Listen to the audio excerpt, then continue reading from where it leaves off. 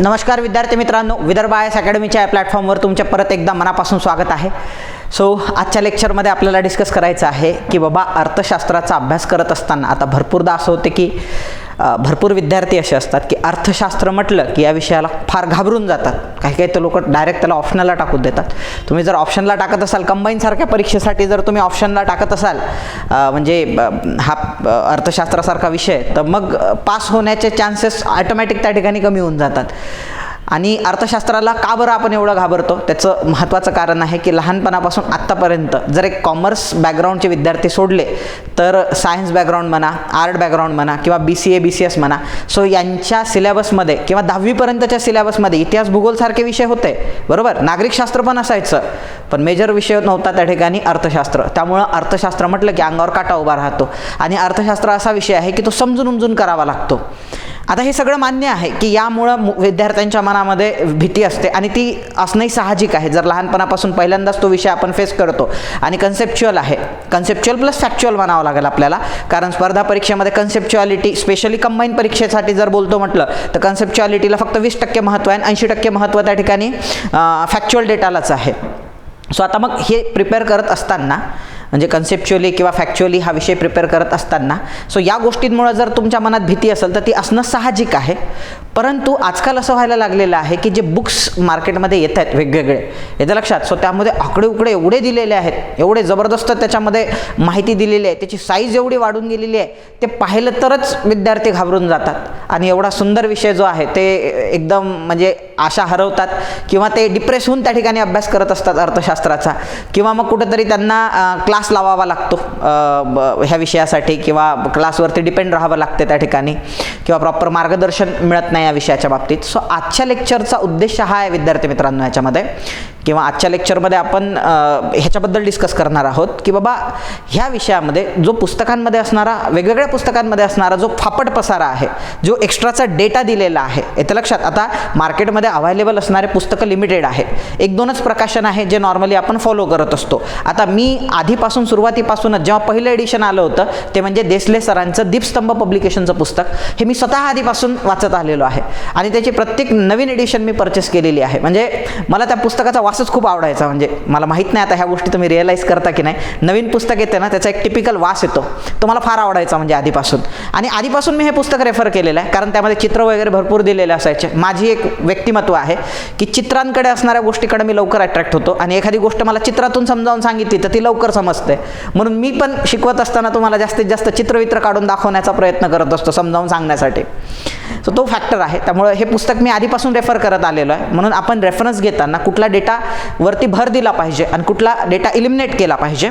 So याच्यासाठी reference देताना पण आज आपण देसले सरांचं जे पुस्तक आहे जे बाकीच्यांप्रमाणेच वन ऑफ द बेस्ट आहे, सो त्याच्याबद्दल आपण डिस्कस करणार आहोत की कोणता डेटा याच्यातला रिटेन केला पाहिजे, कोणता डेटा स्किप केला पाहिजे. म्हणजे तुम्ही म्हणजे रिअलाईज करू शकणार नाही किंवा तुम्ही इमॅजिन पण करू शकणार नाही, सॉरी म्हणावं लागेल, की जवळपास म्हणजे टोटल जर पुस्तकाचा विचार केला तर जवळपास 60% मटेरियल हे आपल्या जवळपास कामात येत नाही. जवळपास म्हणतो आहे मी, 100% बोलू शकत नाही, जवळपास कामातच येत नाही पुस्तकातलं. आणि जे कामाचं आहे ते फक्त आणि फक्त 31% किंवा 40% खूप खूप झालं. आणि काही काही तर टॉपिक असे आहेत ज्यातला 10% किंवा 20% डेटा त्या ठिकाणी उपयोगाचा आहे एक्झामच्या दृष्टीनं.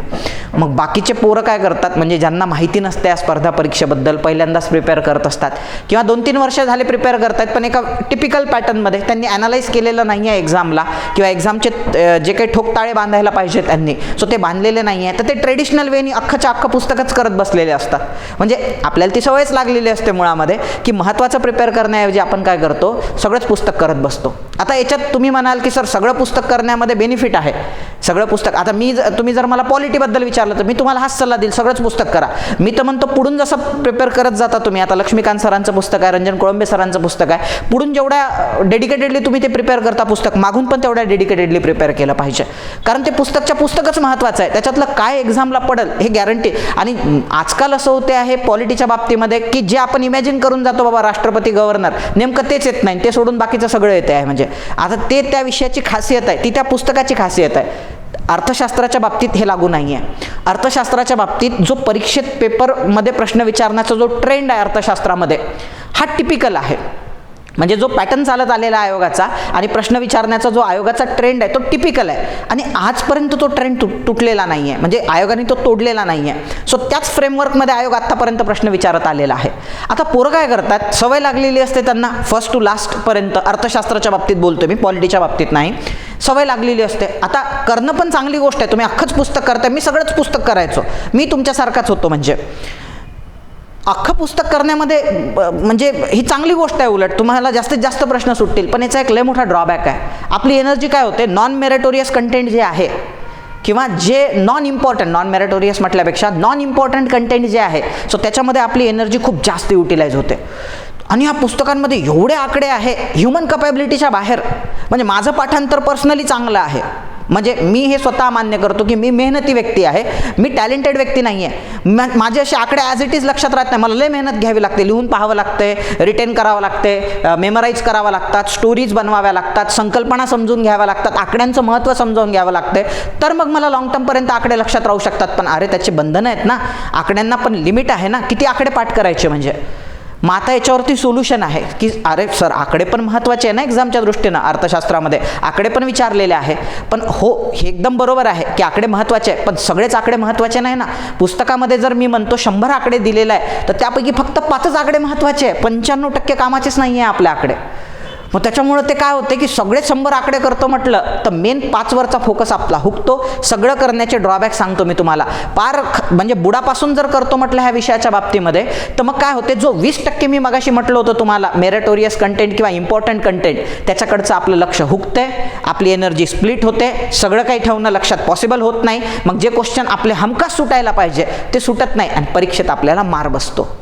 आणि तेच मुलं हे ज्या गोष्टी समजून उमजून करतात, सो कॉल्ड जे हुशार विद्यार्थी म्हणतो आपण, ते बरोबर फोकस राहतात, ते पण सगळंच पुस्तक करतात तुमच्यासारखं, पण त्यांना माहिती आहे की बाबा कोणत्या गोष्टीला रिव्हिजन जास्त द्यायची आहे, कोणती गोष्ट बेंबीच्या देठापासून करायची आहे, कोणती गोष्ट मला मेमराईज करायची आहे, परीक्षेमध्ये आठवायची आहे. सो याचे जे ठोकताळे असतात, याचे जे ताळेबंद असतात, त्यांचे कन्फर्म असतात आणि त्यामुळे ते परीक्षा पास होण्याचे प्रमाण त्यांचं किंवा परीक्षेत प्रश्न ॲक्युरेट सुटण्याचं जे त्यांची हे आहे म्हणजे क्वांटिटी आहे ती त्यांची जास्त असते किंवा त्यांचं पर्सेंटेज जे आहे पास होण्याचं किंवा जास्त मार्क गेन करण्याचं ते वाढून जातं. म्हणून आजचं जे लेक्चर आहे मी इथं तुम्हाला थोडंसं हे करून दिलेलं आहे, त्याचं विवरण करून दिलेलं आहे की आपल्या अर्थशास्त्राच्या बाबतीमध्ये स्पेशली 80% जो डेटा आहे ना हा महत्त्वाचा नाही आहे. याच्यावरती प्रश्न येतात, मी असं म्हणत नाही ह्या 80%वर प्रश्न येत नाही, ह्या 80%वरती प्रश्न येतात, पण त्यांचं प्रमाण खूपच कमी असतं. बरं ठीक आहे, हा डेटा तुम्ही प्रिपेअर जरी केला ना, हे प्रश्न बरोबरच येतील का 20%, याची काहीच गॅरंटी नाही आहे. 20% क्वेश्चन म्हणजे 3 प्रश्न, 15 क्वेश्चन असतात ना कंबाईनमध्ये. आपण सहसा कंबाईनच्या अँगलने जास्तीत जास्त बोलण्याचा प्रयत्न करू, कंबाईन झाल्यानंतर मग राज्यसेवेच्या अँगलने बोलू. आपण कंबाईन डोळ्यासमोर ठेवू, कारण प्रिलिमला आणि मेन्सला दोन्हीकडे आता सध्या अर्थशास्त्र आहे. सो अर्थशास्त्रामध्ये नॉर्मली 15 प्रश्न त्या ठिकाणी विचारले जातात प्रीमध्ये, आणि आपण असं कन्सिडर करू की भविष्यात मेन्समध्ये पण. सो 15 म्हणजे 20%चा मिनिंग काय होतो त्या ठिकाणी, 3 प्रश्न जवळपास 15 पैकी विचारले जाणार. तुम्ही हा 80% डाटा रट्टा जरी मारला तर हे 20% बरोबर येतील का, याची काहीच गॅरंटी नाही, कारण तो डेटा तेवढा आठवेल का परीक्षेत तुम्हाला, सो याची काही गॅरंटी नाही आहे. पण ह्या 80%च्या नादामध्ये आपण हा जो महत्त्वाचा 20% डेटा आहे ना हा आपण गमावून बसतो. आणि हा 20% डेटा आपण जो गमावून बसलेला आहे, ज्याच्यावरती 80% प्रश्न येतात, ते आपले चुकतात परीक्षेत. आणि कुठेतरी मग 15 पैकी 6-7 प्रश्नच आपले बरोबर येतात आणि आपले नापास होण्याचे चान्सेस वाढतात. तेच जर तुम्ही हे सगळं व्यवस्थित करून गेलं तर तुम्हाला 12 ते 13 मार्क्स मिळू शकतात इकॉनॉमिक्समध्ये. ह्या 3 पैकी एखादा प्रश्न बरोबर येऊ शकतो तुमचा. आणि ह्या 80%ला वारंवार रिवाईज केल्यापेक्षा ह्या 20%ला एवढ्यांदा हुकलं, कारण आता तुमचा वेळ वाढलाय ना, तुम्हाला कळालंय की एनर्जी सर ह्या 20%वरतीच फोकस करायची आहे. तुम्हाला वारंवार वारंवार वारंवार तुम्हाला हेच करायचं आहे, 20%वरच फोकस करायचं आहे. 80% करायचं आहे पण तेवढ्या सिरियसली नाही. ठीक आहे, चुकल माझे 2 प्रश्न, सोडून देतो मी हे 80%मधले 2 प्रश्न, एखादा बरोबर येऊन जाईल 3 पैकी माझा, पण ह्या 20%त आलेले क्वेश्चन कोणत्याच वेळी माझे चुकले नाही पाहिजे. हा ॲटिट्यूड घेऊन जेव्हा तुम्ही परीक्षेत उतरतात तुमचे पास होण्याचे चान्सेस वाढतात. भाई जे कॉमन प्रश्न आहे ना, तुम्हाला सांगतो कंबाईनची खासियत, आपले कॉमन प्रश्न जरी बरोबर आले, सिली मिस्टेक्स झाल्या नाही, 2 ऑप्शनमध्ये आपण जर कन्फ्यूज झालो नाही, 2 ऑप्शनमध्ये जर आपण कन्फ्यूज झालो नाही, आपला जो हे आहे म्हणजे आपला जो निशाण आहे तो जर सटीक असेल, कन्फ्युजन नसेल, सिली मिस्टेक्स नसतील ना, तुम्ही आरामात ही एक्झाम क्रॅक करू शकतात. त्यामुळं महत्त्वाचं याच्यामध्ये आहे, परफेक्शन आणण्यासाठी हा 20% डेटा त्या ठिकाणी तुमचा पाठ असणं गरजेचं आहे, त्याच्या रिव्हिजन असणं गरजेचं आहे, त्यावरची क्वेश्चन सॉल्विंग करणं गरजेचं आहे. आता मेन मुद्दा उपस्थित होतो आजच्या लेक्चरचं जे डिस्कशन आहे. आता हे 20% करायला पाहिजे म्हणून मी सोडून देणार नाही. तो 20% डेटा कोणता आहे हा पण आपण काय करू, त्या ठिकाणी डिटेक्ट करण्याचा प्रयत्न करू, किंवा डिटेक्ट किंवा ह्याला शोधण्याचा त्या ठिकाणी आपण प्रयत्न करू की कोणता 20% डेटा केला पाहिजे आणि कोणता 80% सागर सर तुम्ही ह्याच्याबद्दल बोलताय 80% डेटाबद्दल. सो त्याबद्दल पण आपल्याला चर्चा करायची आहे. आता मी तुम्हाला एक एक्झाम्पल सांगतो. माझे एक्झाम्पल हे माझ्या सराउंडिंगला वारंवार तुम्हाला त्या लोकांचे नावं माझ्या लेक्चर्समध्ये येतात, कारण मी त्या लोकांशी संबंधित आहे, मी त्यांना पाहिलेलं आहे आणि मला असं वाटतं की ते पोस्ट होल्डर आहे, ते राज्यात पहिले, दुसरे, तिसरे, चौथे राहिलेले आहेत सोबतचे प्रिपेअर करणारे. मी त्यांना प्रिपेअर करताना पाहिलेलं आहे, म्हणून मी एक्झाम्पल देताना पण तुम्हाला त्या लोकांचेच देतो.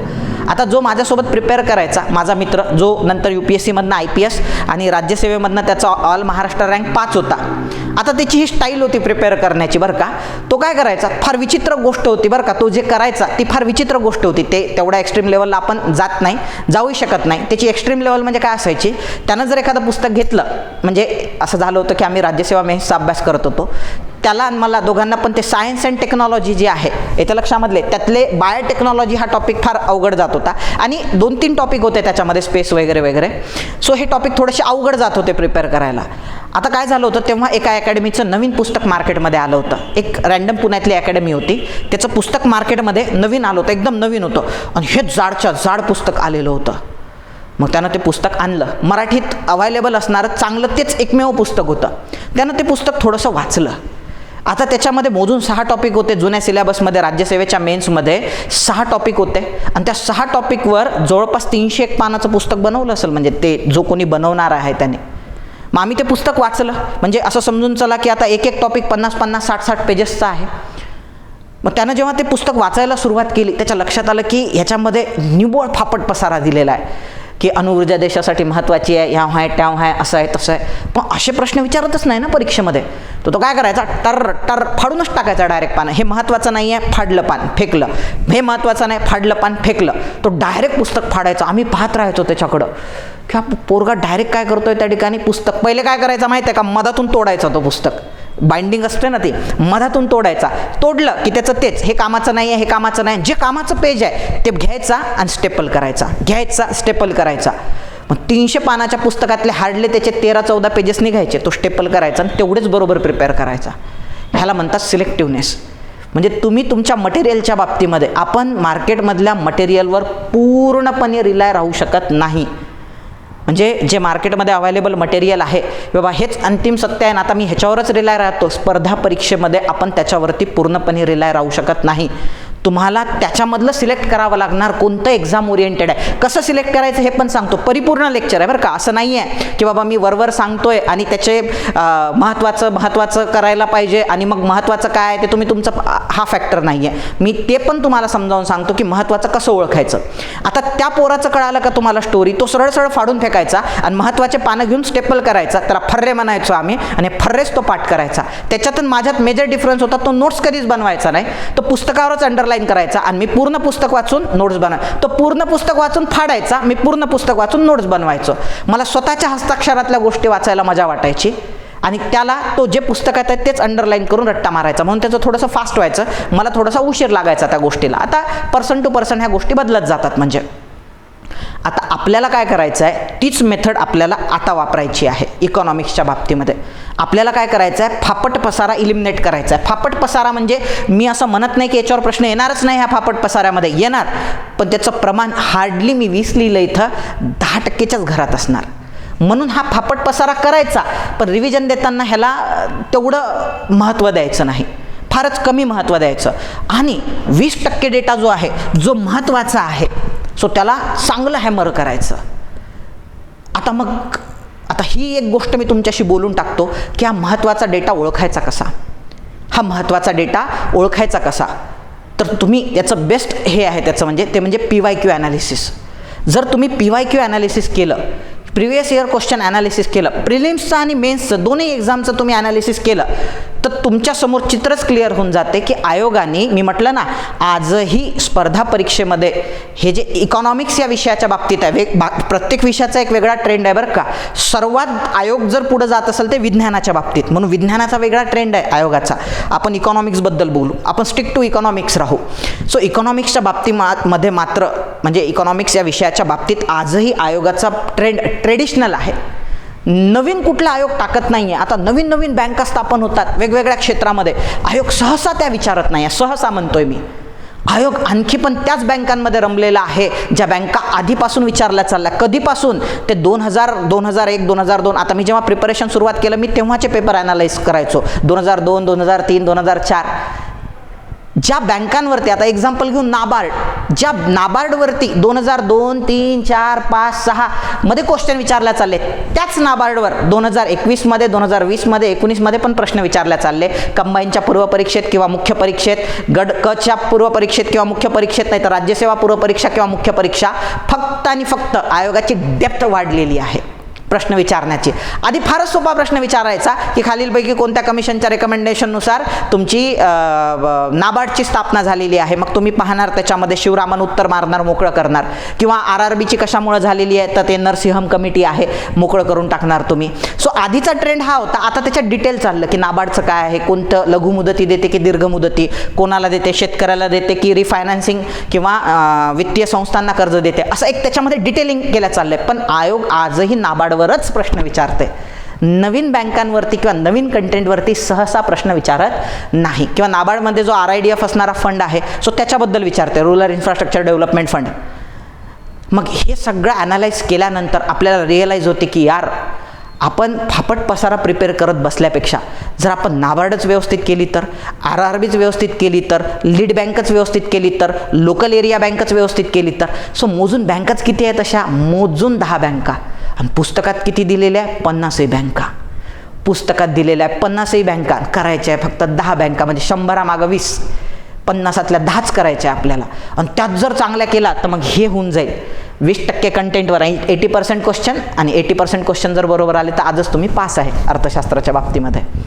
आलं लक्षामध्ये. सो त्याच्यामुळं आपल्याला हे कसं एक्स्ट्रॅक्ट करायचं, आता हे मी तुम्हाला समजावून सांगितलं की हे PYQ ॲनालिसिस जर तुमचे चांगले असतील तरच ह्या गोष्टी तुमच्या पॉसिबल आहे. म्हणजे मी तुम्हाला सांगतो बघा, ॲनालिसिस तुम्ही जर स्ट्रॉंग ठेवलं ना, तुम्ही जर पेपर हे PYQ, आजकाल कसं झालं आहे मटेरियल खूप जबरदस्त अवेलेबल झालं. पुणे त्याच्या बाबतीत फार एक्सपर्ट आहे मटेरियल तयार करण्याच्या बाबतीत. आता जे PYQचे पुस्तक आहे 21,000, 25,000, 30,000 असे त्याचे नावं असतात. म्हणजे तर ते हे जे नावं आहे 21,000, 25,000 त्याच्यामध्ये टॉपिक वाईज क्वेश्चन दिले. तुम्ही जर ॲनालाइज केलं ना पोरांनो, अहो 2ऱ्या ते 3ऱ्या प्रश्नामागं बँकिंगमध्ये नरसिंहम कमिटीवर क्वेश्चन विचारलेला आहे. जी कमिटी बँकिंग रिफॉर्मसाठी 2दा गठीत झाली होती. त्याच्या शिफारसीसहित 2-3 प्रश्न आड तुम्हाला त्या कमिटीवर. मग विचार करा, हीच कमिटी तुम्ही जर व्यवस्थित करून गेले तर, त्याच्या रेकमेंडेशनसहित सगळं पार्ट आहे सर, पहिल्या कमिटीचं आणि दुसऱ्या कमिटीचं कधी गठीत झाली होती, हेच जर प्रॉपर करून गेले तर तुमचे मार्क जातील का? हो बिलकुल जाणार नाही ना मार्क. मग ह्याच्यासाठी हे माहीत असणं गरजेचं आहे की याच्यावरच प्रश्न पडतो. मग तुम्ही ह्या ज्या बाकीच्या छोटमोट कमिटी आहे त्याच्या नादालाच लागत नाही, तुम्ही मेन कमिटीवरच घाव घालता, मग तुमचे प्रश्न चुकत नाही. आता मी त्याचा डेमो देतो तुम्हाला. आता आम्ही तुम्हाला त्याचा डेमो द्यायला सुरुवात करतो. ही एक फास्ट ट्रॅक बॅच आहे. आता कंबाईनचे जे विद्यार्थी आहे सो ज्यांना पुढच्या 2-3 महिन्यामध्ये रिव्हिजन करायची आहे, सो प्रत्येक टॉपिकमधले हे जे महत्त्वाचं जे मी तुम्हाला म्हणतोय सो ते मी याच्यामध्ये कव्हर करणार आहे. हे आमची सगळी टीम आहे त्याच्यामध्ये. सो मी आणि माझी पूर्ण विदर्भ IASची टीम त्याच्यामध्ये इन्व्हॉल्व आहे. सो आम्ही त्या ठिकाणी लेक्चर्स घेतोय. सो ऑलरेडी भरपूर लेक्चर घेतलेले आहे. म्हणजे जवळपास 70% डेटा, 60% डेटा तुमचा कव्हर केलेला आहे. जो काही 30-40% राहिलेला आहे तो त्याच्यामध्ये आता ह्या 3 महिन्यामध्ये व्हॅल्यू ॲडिशन करून तुमच्यापर्यंत पोहोचवल्या जाईल. म्हणजे एवढं जरी तुम्ही व्यवस्थित करून गेलं तर पूर्ण सिलेबस, फक्त मॅथ्स रिझनिंग जर सोडलं तर पूर्ण सिलेबस याच्यात कव्हर होतो. खूप विद्यार्थी कमेंट्स टाकत होते की बाबा सर आम्हाला ही बॅच जी तुम्ही किंमत ठेवली आहे त्याच्यात अफोर्ड होत नाही. तर माझं असं म्हणणं आहे की आता हे 2 दिवस जे आहे तुमचे 26 आणि 27 जानेवारी, सो ह्याच्यामध्ये आपण डिस्काउंट दिलेला आहे कोर्सेसमध्ये, सर्वच कोर्सेसवर डिस्काउंट आहे. सो त्याच्यामध्ये ही बॅच तुम्ही डिस्काउंटेड रेटमध्ये परचेस करू शकता ज्यांना त्या किमतीमध्ये ती अफोर्ड होत नाही. ही राज्यसेवेची कंबाईनची ही टेस्ट सिरीज पण आहे. सो विथ एक्सप्लेनेशन आपण ही अवेलेबल करून दिलेली आहे. ही पण डिस्काउंटेड रेटमध्ये सध्या अवेलेबल राहील तुम्हाला. हां, हे मिशन एकलव्य हे आणखी सुरू केलेलं नाही आहे आपण. बहुधा 1 फेब्रुवारी किंवा 5 फेब्रुवारीच्या तितक्यात आपण हे सुरू करू. ह्याचा उद्देश काय असणार आहे की तुम्हाला टार्गेट्स दिल्या जातील, डेली टार्गेट्स दिल्या जाईल. म्हणजे भरपूर असे विद्यार्थी असतात की बाबा टार्गेट्स नसल्यामुळं सो दिवसभर त्यांचा अभ्यास होत नाही. सो मग असे जे विद्यार्थी आहेत ज्यांचा दिवसभर अभ्यास होत नाही, सो त्यांच्यासाठी दिवसभर तुम्हाला टार्गेट्स दिल्या जातील. त्या टार्गेटवर टेस्ट कंडक्ट केल्या जाईल. त्याच्यात एक मिनिमम मार्काची अट राहील तुम्हाला. सो तेवढे मार्क तुम्हाला मिळवावेच लागतील.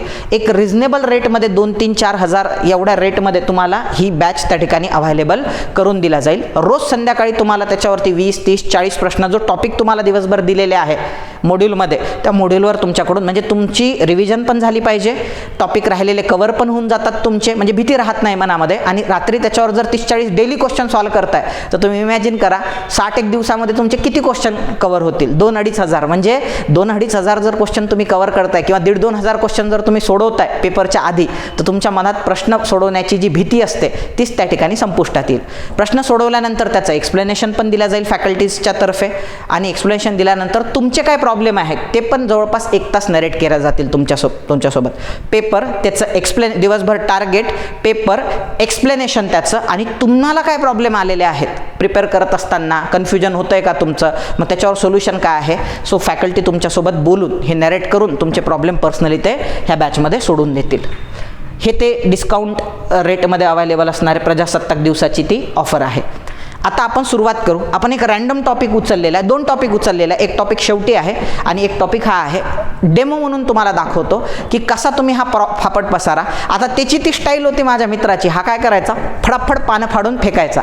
आता काय, मी शिक्षकांचा मुलगा आहे, म्हणजे माझी आई पण शिक्षिका आहे आणि माझे वडील पण शिक्षक आहे. आणि कदाचित माझ्यामध्ये हे जे टीचिंगचे स्किल आहे ना, ते माझे दैवत आईबाबांकडूनच मला मिळालेले आहेत. म्हणजे किंवा मिळालेले म्हणजे हे जे आलेलं आहे माझ्यामध्ये, DNA मध्ये माझ्या आलेलं आहे ते आईबाबांमुळेच आहे. म्हणजे सो त्याच्यामुळे माझे आई बाबा टीचर असल्यामुळं मग एक गोष्ट त्याच्यामध्ये जेन्युइन आहे, एक बाब त्याच्यामध्ये जेन्युइन आहे की ते विद्येचा आपण खूप आदर करतो. पुस्तक फाडणं हे पॉसिबलच नाही आहे. म्हणजे पण एक गोष्ट मात्र मग मी करायचो, तो फाडायचा ना पुस्तक, आता त्याची संगत लागली होती तर माझ्यामध्ये मग मी एक सवय डेव्हलप केली. येतं लक्षामध्ये, मी काय करायचो, डायरेक्ट काट मारून टाकायचो पुस्तकावर, फाडायचो नाही ते पुस्तक.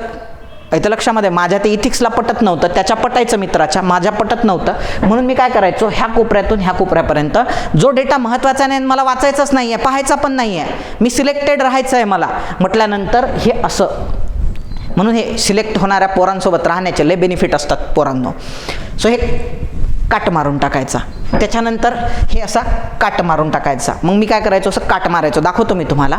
आता हा टॉपिक आहे वित्तीय बाजार नावाचा. याच्यावर पण म्हणजे असं समजून चला, एखादा प्रश्न तर कन्फर्म पडतो, 1 किंवा 2 प्रश्न कन्फर्म पडतात परीक्षेमध्ये. मी दाखवतो पण तुम्हाला की कुठून पडणार आहे क्वेश्चन, त्याच्यासाठीच आहे हे. आता वित्तीय बाजार आहे. आता याच्यात सुरुवातीला काय दिलेलं आहे, वित्तीय बाजार दिलेला आहे. मी तुम्हाला अभ्यास पण करायचा कसा करायचा हे इन शॉर्ट सांगण्याचा प्रयत्न करतो. वित्तीय बाजार म्हणजे ह्यांनी म्हटलेलं आहे, याच्यात थोडं दिसणार नाही तुम्हाला हे जे आहे, हे वित्तीय बाजार काय हे तुम्हाला सहसा दिसणार नाही. मी तुम्हाला वाचून दाखवतो आणि समजावून सांगतो. जर तुमच्याकडे पुस्तक असेल किंवा मित्राकडे पुस्तक असेल तर तुम्ही हे घेऊन बसू शकता डेमो घेण्यासाठी.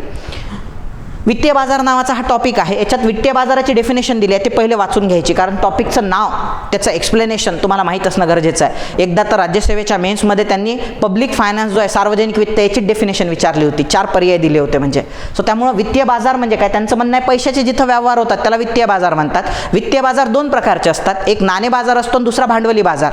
नाणे बाजार म्हणजे ज्यामध्ये शॉर्ट टर्म व्यवहार चालतात, कमी कालावधीचे, 13 महिन्यापेक्षा कमी, इथं दिलेलं आहे सगळं, 13 महिन्यापेक्षा कमी चालतात त्याला नाणे बाजार म्हणायचं. आणि 13 महिन्यापेक्षा जास्त जिथं व्यवहार चालतात त्याला भांडवली बाजार म्हणायचं. भांडवली बाजारामध्ये सहसा शेअर मार्केट आणि ॲपेक्स लेव्हलच्या ज्या संस्था आहे, नाबार्ड सारख्या, सो त्या संस्था मोडतात. आणि ह्या ज्या बँका आहेत आपल्या नॉर्मल राष्ट्रीयकृत बँका, खाजगी बँका, जुन्या खाजगी बँका, नवीन खाजगी बँका, RRB सारख्या संस्था, SBI सारख्या संस्था, ह्या सगळ्या तुमच्या कशामध्ये मोडतात, नाणे बाजारात, कारण त्या शॉर्ट टर्म व्यवहार करत असतात. लॉंग टर्म ज्या असतात ते तुमच्या भांडवली बाजारामध्ये येतात. बस ह्या 2 पेजेसवरती एवढीच माहिती दिलेली आहे. ही एकदा जाणून घेतली तुम्ही माहिती, मग आता तुम्ही पुढे जायला सुरुवात केली. पुढे जायला सुरुवात केल्यानंतर आता इथं दिलेलं आहे कर्जे कसे असतात, देणी कशी असते, ही सगळी माहिती. आता ही माहिती तुम्हाला लिटरली सांगतो बघा, म्हणजे ह्या माहितीचं महत्त्व काय आहे पुस्तकात दिली आहे. पुस्तक तयार करणं म्हणजे सोपी गोष्ट नाही आहे. काय कष्ट घ्यावे लागले असतील, मेहनत घ्यावी लागली असेल, ते आदरणीय किरण देसले सरांनाच माहिती आहे. म्हणजे सोपं नाही आहे पुस्तक तयार करणं. अस्थिपंजर डिले होतात, म्हणजे त्याच्यात चुका नाही झाल्या पाहिजे. स्पेलिंग मिस्टेक जर थोड्याफार झाल्या, पोरं डायरेक्ट क्लेम करतात की बाबा हे पुस्तकच वाह्यात आहे म्हणून, किंवा हे पुस्तकच चुकीचं आहे, चुकीचंच पुस्तक बनवलं आहे, उगा एखादी चुकी असते. म्हणजे एवढं एररलेस पुस्तक बनवणं म्हणजे त्या माणसाचं कौतुक करावं तेवढं कमी आहे म्हणजे ह्या बाबतीमध्ये. आता हे जे पुस्तक बनलेलं आहे, आता ह्याच्यातलं कंटेंट कसं उचलायचं आहे, सो ते आपल्याला पाहायचं. आता हे जे कर्जे वगैरे, देणी वगैरे हे जे आहे, भाई मी आता इथं जेवढी माहिती दिलेली आहे, काय काय दिलेली आहे माहिती, आपण थोडंसं घाईत घेतल्यापेक्षा एकदम शांततेत व्यवस्थित घेऊ. आता इथं काय दिलेलं आहे, कर्जे म्हणजे काय दिलेलं आहे, इथं देणी म्हणजे काय दिलेलं आहे. दिसत जरी नसलं फळ्यावरचं तरी मी सांगतोय तुम्हाला वाचून हे.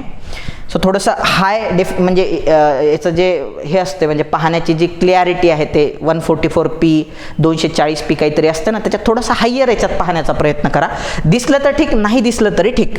मी तुम्हाला वाचूनच दाखवतो. रेग्युलेटर, नियामक म्हणजे काय, साधने वगैरे वगैरे दिलेलं आहे. आता मी जेव्हा हे सगळं वाचत असतो तर मला अर्थशास्त्र समजून घेण्यासाठी किंवा एक माणूस म्हणून त्या ठिकाणी समाजात वावरण्यासाठी माहिती लय उपयुक्त आहे. पण परीक्षेमध्ये याची उपयुक्तता नसल्यात जमा आहे. मग मी काय करणार, मी जर प्रोफेशनल आहे आणि मला जर फक्त परीक्षा पास होण्यासाठी, बघा दोन आहेत, म्हणजे मी नेहमी म्हणतोय की तुम्हाला लय अभ्यास करून सागर सर बनायचं आहे की टिपिकल अभ्यास करून अधिकारी बनायचं आहे, तुम्हाला ठरवायचं आहे. म्हणजे व्यवस्थित महत्त्वाचं तेवढं वाचून अधिकारी बनायचं आहे की लय अभ्यास करून सागर सर बनायचं आहे, पंडित बनायचं आहे, हे तुम्ही डिसाईड करा. फ्रँकली स्पीकिंग तुमचं मेन ध्येय हे अधिकारी बनणं असलं पाहिजे. आता हा डेटा तुम्हाला चांगला माणूस पंडित बनवतो, पण परीक्षेमध्ये याची उपयुक्तता मुळातच फारच कमी आहे. इथं ह्यांनी काय दिलेलं आहे, भरपूर इथं माहिती दिलेली आहे. सो ही माहिती एक्झामच्या दृष्टीनं तेवढीशी महत्त्वाची नाही आहे. परत आपण ते म्हणू की जे म्हटलं ना आपण की पुस्तकामध्ये फापट पसारा असतो. आता तुम्ही म्हणाल सर मग आता हे तुम्हाला कळतंय, मग पुस्तक लिहिणाऱ्याला कळालं नसेल का? तर मी सांगतो तुम्हाला, पुस्तक लिहिणाऱ्याची काय मजबुरी असते. भरपूरदा काय होते माहिती आहे का, पेपरमध्ये त्या वर्षी करंटमध्ये असणारी एखादी गोष्ट पडून जाते. त्या वर्षी एखादी समजा भीमपे समजा चर्चेमध्ये होता, भीमपे समजा जे आपलं हे आहे समजा ॲपवर ते भीमपे जे गव्हर्नमेंटचं आहे त्या वर्षी चर्चेत होता. भीमचा लॉंग फॉर्मच विचारतात, ते BHIMचा लॉंग फॉर्म विचारतात. आता त्या वर्षी चर्चेत होतं म्हणून ते भीमपे विचारलं त्यांनी. तर मग आता गोष्ट कशी असते, भीमपे म्हणजे हे इकॉनॉमिक्सशी रिलेटेड आहे. मग पोरांचा ॲटिट्यूड काय असतो, मला हे इकॉनॉमिक्सच्या पुस्तकात दिसलंच पाहिजे. कारण पोरांचा एक ॲटिट्यूड बनलेला आहे की बाबा हे जर पुस्तकात दिसलं तर म्हणजे ह्या पुस्तकातून येतात असं त्यांचा विचार होतो किंवा असं त्यांची फिलॉसॉफी असते. मग पुस्तक तयार करणाऱ्या माणसाला प्रत्येक ती गोष्ट पुस्तकात टाकावी लागते जी एक्झाममध्ये आलेली आहे. बरं आता भीमपे टाकून चालत नाही एका ओळीमध्ये, त्याची पूर्ण माहिती द्यावं लागते. मग काय होते, जशा जशा परीक्षा पुढं जात राहतात, म्हणजे आता हे पुस्तकाची फर्स्ट एडिशन आय थिंक 2012-13च्या तितक्यात पहिल्यांदा आली होती. सो त्याच्यानंतर जेवढ्यांदा परीक्षा झाल्या त्या पुस्तकाची साईज वाढतच गेली आणि पुस्तकाची जशी जशी साईज वाढत गेली तसतसे पोरांचे धाबे दणानत गेले, ते घाबरत गेले इकॉनॉमिक्सला. म्हणजे सो जेव्हा की त्याच्यावरती प्रश्न परत परत येण्याचे चान्सेस फारच कमी आहे. भीमपेवर येईल पण येण्याचे चान्सेस मात्र काय आहे त्या ठिकाणी फारच कमी आहे. तुमच्या लक्षात येते का ही बाब? त्यावर्षी का बरं विचारलं, कारण त्यावर्षी ते चर्चेत होतं म्हणून विचारलं. सरांनी पुस्तकामध्ये का टाकलं, कारण ते पेपरमध्ये आलेलं आहे, त्यांना टाकावंच लागणार पुस्तकामध्ये. मग आता दरवेळेस काय होते, करंटमध्ये एखादा असा इश्यू राहतो तर पुस्तकामध्ये, आता मसाला बॉन्ड एकदा विचारलं होतं UPSCने, एकदा नाही दोनदा विचारलं होतं, टाकावंच लागणार पुस्तकामध्ये. नाही तर पोरं काय म्हणणार, मसाला बॉन्डवर आला होता, सरांच्या पुस्तकाने कव्हरच केलेलं नाही आहे त्याला, म्हणून ह्या पुस्तकांची साईज वाढत जाते. सो ते करंटचे प्रश्न असतात, मात्र सहन करावं लागते इकॉनॉमिक्सच्या पुस्तकाला, म्हणून त्याची साईज वाढत जाते. म्हणून आपल्याला पोरांनो प्रिपरेशनच्या बाबतीत सिलेक्टिव्ह असणं गरजेचं आहे. मग मी काय करणार, हे जो डेटा आहे तेवढा परीक्षेच्या दृष्टीनं महत्त्वाचा नाही आहे. मी काय करणार, याला सरळ सरळ याच्यावरती काट मारून टाकणार, म्हणजे मग पुढं जाणार. आता गंमत पहा, तुम्ही गंमत पाहत राहा. ही हुंडी विंडी याला एवढं महत्त्वाचं नाही आहे पेपरमध्ये, सरळ सरळ काट मारायचे याला, हे तुमच्या कामातच येणार नाही. पुढं जाऊया आणखी. हुंडी, डिमांड ड्राफ्ट, DD वगैरे वगैरे हे माणूस म्हणून जबरदस्त आहे. डेबिट ऑर्डर वगैरे वगैरे, गायरो विचारलेलं आहे एकदा परीक्षेत, पण तेव्हा ते चर्चेमध्ये होतं म्हणून आयोगाला विचारावं लागलं.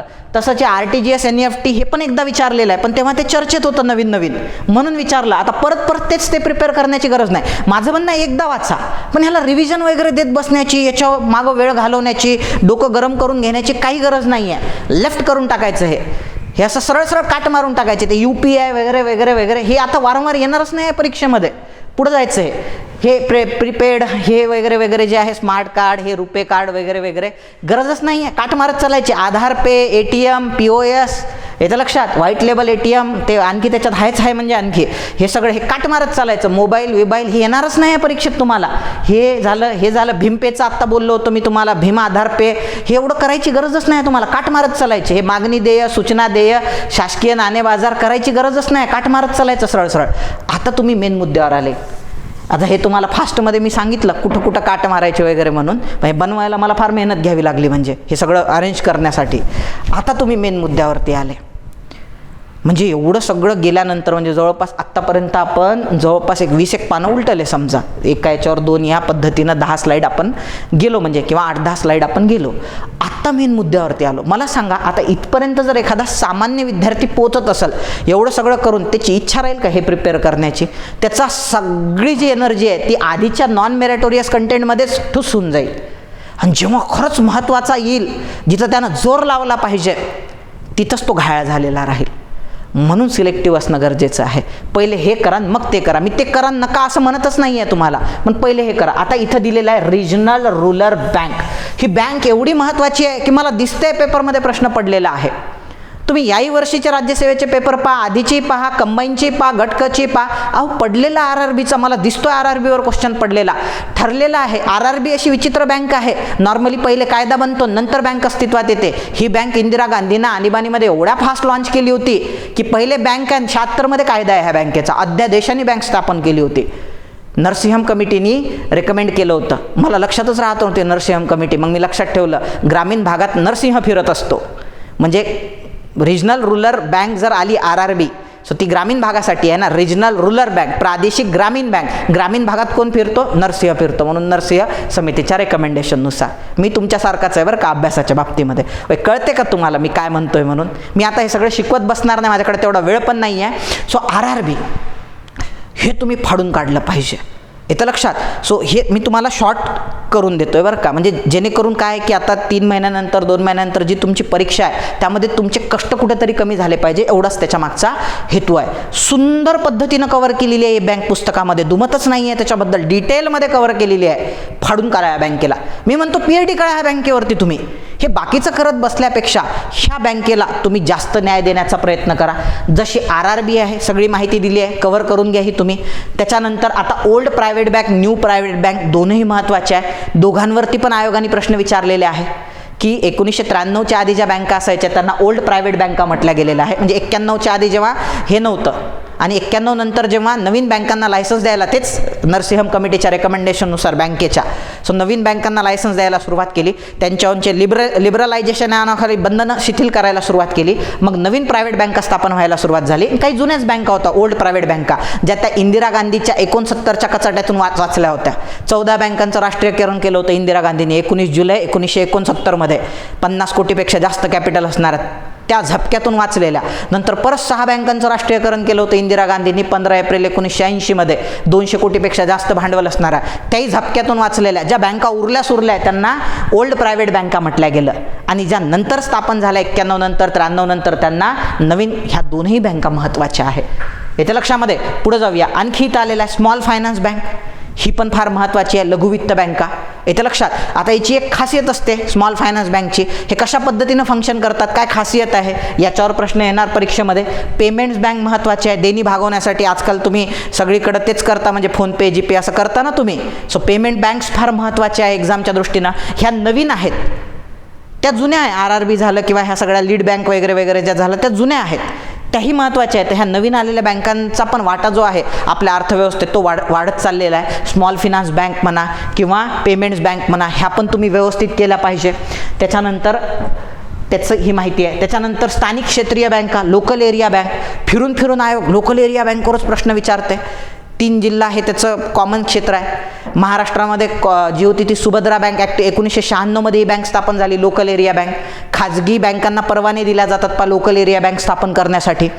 सो महाराष्ट्रामध्ये सुभद्रा बँक ॲक्टिव्ह होती. ती अशी विचित्र होती की ती 3 जिल्हे त्याच्या लगतचे कार्यक्षेत्र आहेत. एक बेळगाव होता कर्नाटकातला आणि एक कोल्हापूर आणि सांगली आहे. याच्यावरतीच आयोगाने प्रश्न विचारलेला आहे. आता ती बँक बंद पडली. 2च अख्ख्या भारतामध्ये त्या बँका शिल्लक राहिलेल्या आहे. सो त्यांना आपण लोकल एरिया बँक. मी एवढं का बरं तुम्हाला बेंबीच्या देठापासून ओरडून सांगतोय, मला दिसतंय की याच्यावरती प्रश्न पडलेला आहे पेपरमध्ये, म्हणून तुम्ही ह्याला तोडून काढणं गरजेचं आहे, खणून काढणं गरजेचं आहे. परकीय बँका पण महत्त्वाच्या आहे.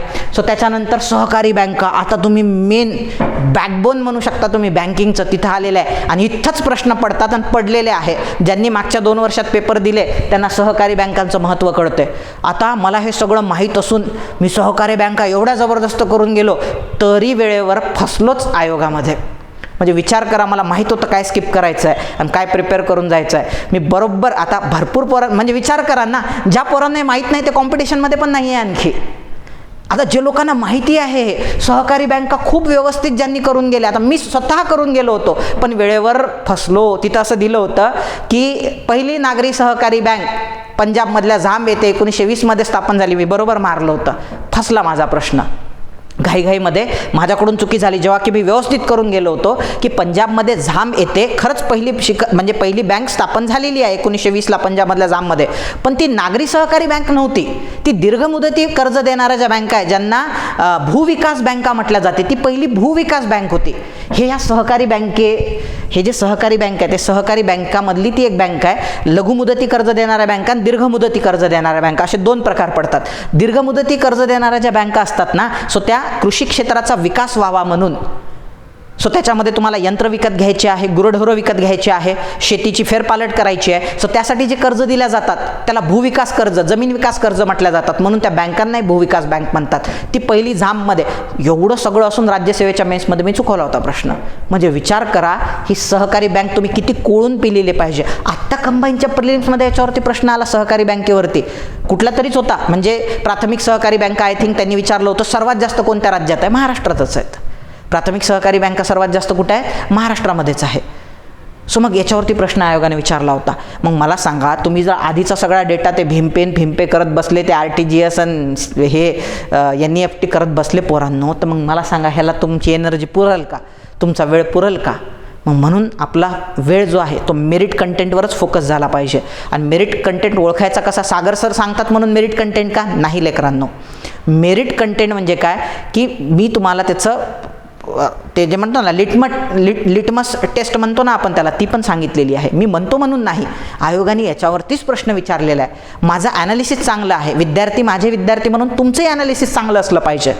म्हणजे तुम्ही काय करू शकता, आरामात हे स्वतःच डिसिजन घेऊन मस्तपैकी, म्हणजे याच्यावर प्रश्न आला तर चुकलाच नाही पाहिजे तुमचा, एवढी तुम्ही याची चांगली मोर्चे बांधणी करून ठेवा. सिडबी बँक किती महत्त्वाची आहे, याच्यावर येणारच प्रश्न आहे तुमचा. हे बाकी एवढं काही महत्त्वाचं नाही, डेव्हलपमेंट फायनान्शियल इन्स्टिट्यूट वगैरे वगैरे, पण सिडबी महत्त्वाची आहे. येथे लक्षात, IDBI अंतर्गत ही सिडबी बँक स्थापन झालेली आहे, small industrial development bank of India, SIDBI.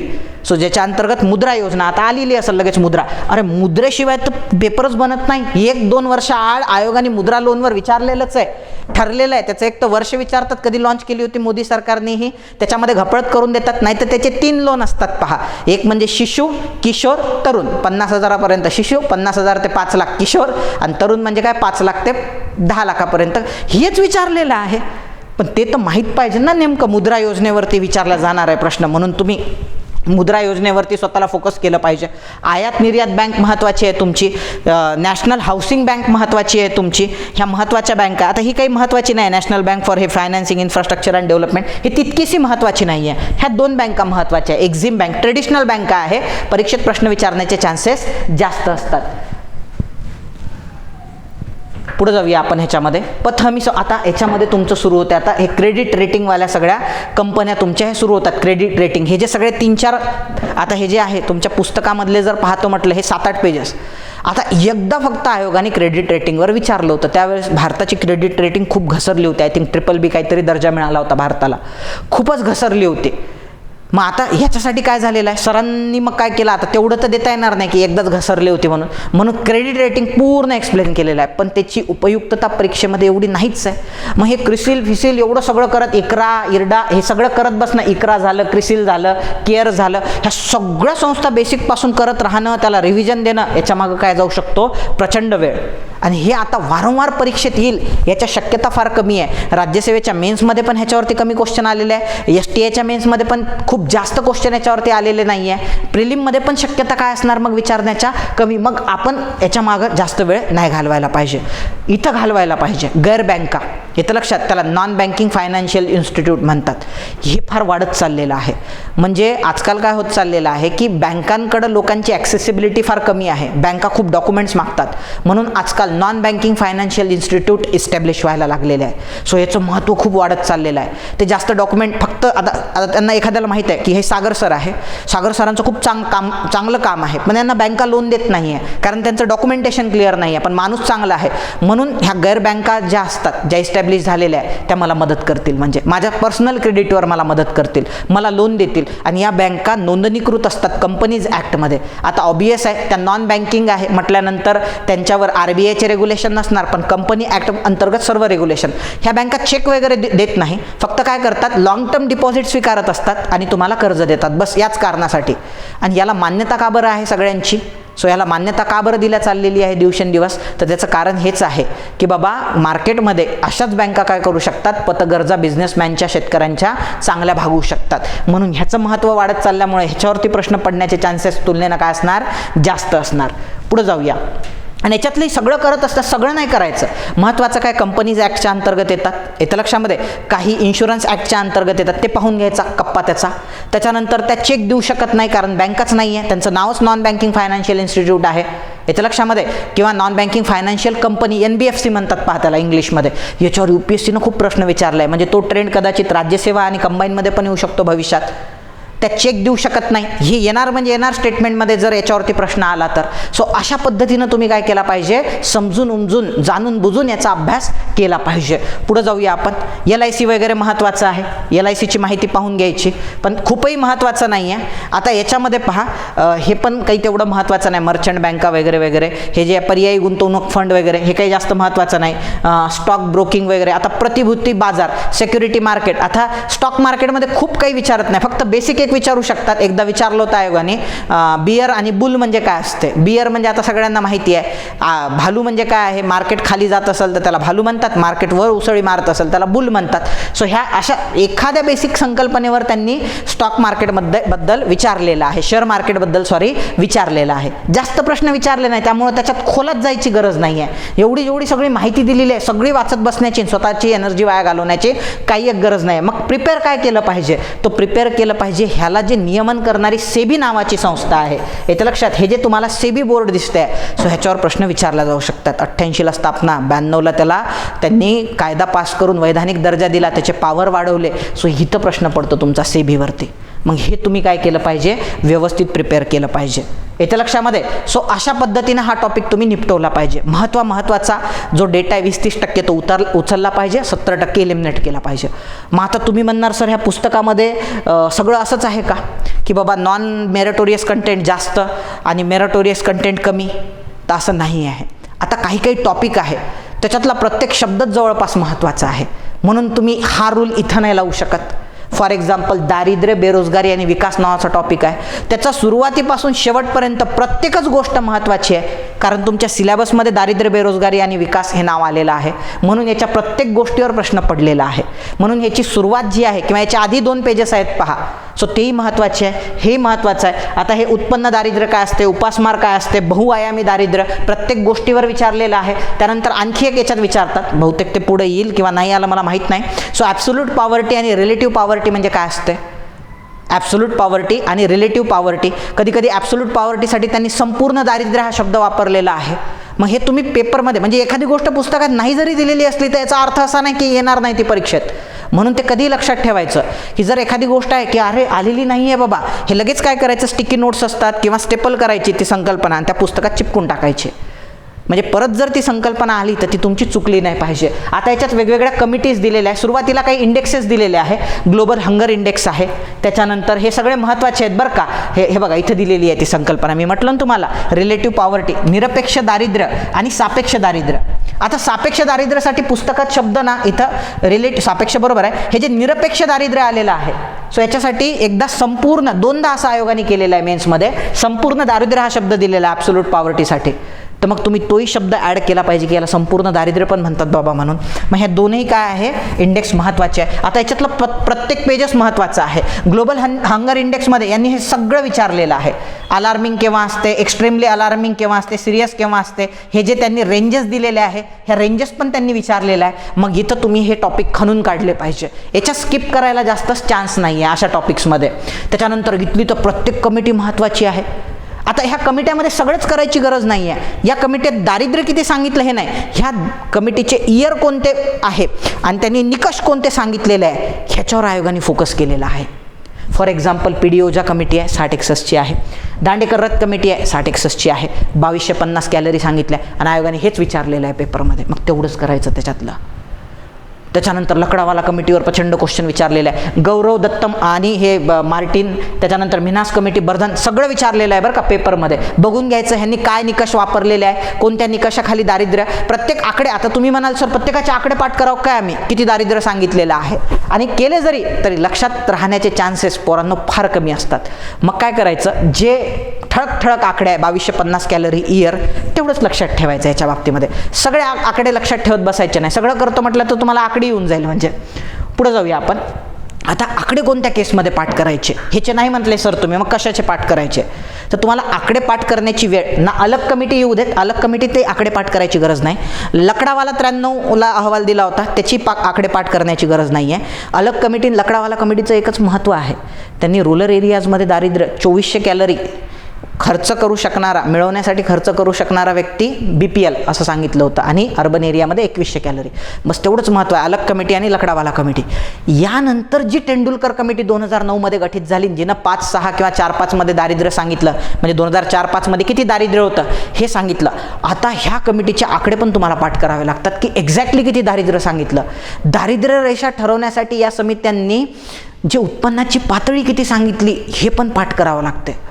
तुम्हाला रंगराजन, आता किती वेळेस रंगराजन, याच्यानंतर सुरेश तेंडुलकर कमिटीनंतर रंगराजन कमिटी आली 2012मध्ये. त्यांनी दिलेला तो जो आकडा आहे की बाबा त्यांचं म्हणणं होतं की ओव्हरऑल भारतामध्ये जे दारिद्र्य आहे त्या दारिद्र्याचं प्रमाण जवळपास त्यांनी 29.5% सांगितलं.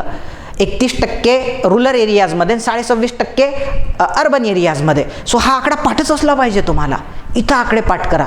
त्याच्यानंतर त्यांनी कुटुंबाचं उत्पन्न सांगितलं होतं 70-35, ते पाठ करून ठेवा की बाबा एक कुटुंब आहे 5 लोकांचं, सो ते महिन्याभरामध्ये त्यांनी किती खर्च केला पाहिजे ह्या सगळ्या वस्तूंवर ज्या त्यांनी सांगितल्या होत्या, तर 70-35 केला पाहिजे. रूरल एरियाजमध्ये किती केला पाहिजे, तर तो एवढा केला पाहिजे. मग हे तुम्ही पाठ करून ठेवा पोरांनो. हे तुम्ही काय केलं पाहिजे त्या ठिकाणी पाठ केलं पाहिजे, हे आकडे पाठ केले पाहिजे. 70-35 एकदा कन्फर्म करून घ्या. मी सहज तुम्हाला सांगितला तो आकडा, सो तो 70-35च आहे का हे फक्त कन्फर्म करून घ्या अर्बन एरियाजमध्ये. आता यांनी काय केलेलं आहे, त्या माणसांनी सांगताना जे दारिद्र्य आहे ते कुटुंबाचं सांगितलं आणि ह्यांनी सिंगल आकडे करून दिले. म्हणून वाचत असताना थोडंसं काय राहायचं आहे, अलर्ट राहायचं आहे तुम्हाला ह्याच्यामध्ये. पण हे जे दारिद्र्य म्हटलं 29.5%, ग्रामीण भागात 30.9 म्हणजे 31%, शहरी भागात 26.5% म्हणजे 26.4%, येतं लक्षात. हे आकडे तुमचे काय असले पाहिजे, रट्टा. कॅलरी सांगताना अर्बन एरियाजमध्ये त्यांनी 2090 कॅलरी, 2090 कॅलरी, आणि ग्रामीण भागामध्ये 2155 कॅलरी, हे तुमचं पाठ असलं पाहिजे. मग माझं म्हणणं आहे की तुमची जी एनर्जी आहे सो ही या कंटेंटमध्ये युटिलाइज झाली पाहिजे. ह्या कंटेंटमध्ये तुम्ही तुमची एनर्जी युटिलाइज केली पाहिजे. आणि जे नॉन मेरिटोरियस कंटेंट मी मगाशी तुम्हाला एक्स्ट्रॅक्ट करून दिला तिथं तुम्ही थोडासा कमी भर दिला पाहिजे. आलं लक्षामध्ये, मला काय तुमच्यापर्यंत पोहोचवायचं होतं, मला असं वाटतं हे तुमच्यापर्यंत व्यवस्थित पोहोचलेलं आहे. तरीही तुम्हाला काही प्रॉब्लेम्स असतील की बाबा सागर सरांनी आता हे जरा बोलले, मस्त झालं गड्या, आता कॉन्फिडन्स आला आमच्यामध्ये. जर खरंच आला असेल तुमच्यामध्ये कॉन्फिडन्स, तुम्हाला चांगलं वाटत असेल, एक दिशा मिळाली असेल, तर नक्की कमेंट बॉक्समध्ये आम्हाला लिहून कळवा. त्याच पद्धतीनं तुम्हाला असं वाटतंय किंवा सागर सरांनी ह्याही विषयावर बोललं पाहिजे, तेही तुम्ही कमेंट बॉक्समध्ये लिहून कळवू शकता. सो भेटूया आपण पुढच्या लेक्चरमध्ये. सो तोपर्यंत धन्यवाद. जय हिंद.